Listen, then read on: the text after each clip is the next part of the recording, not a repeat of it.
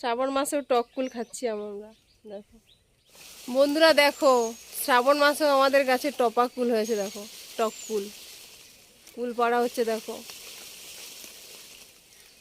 কত কুল হয়েছে। এই দেখো মাটিতে পড়ছে কত বড় বড় কুল।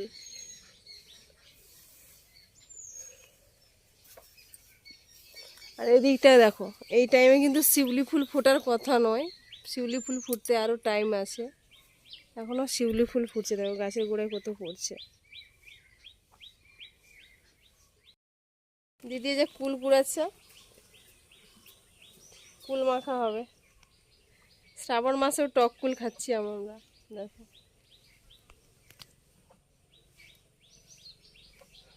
শিউলি ফুলটাও তো বৈশাখ মাস থেকে ফোটা শুরু হয়েছে। আরে কুল পেকে একবার খাওয়া হয়ে গেছে, আবার হচ্ছে। মানে এইটা একদম মাঘ মাসে কুলটা হওয়ার কথা, এখন থেকেই হচ্ছে। কুল মাখা হবে।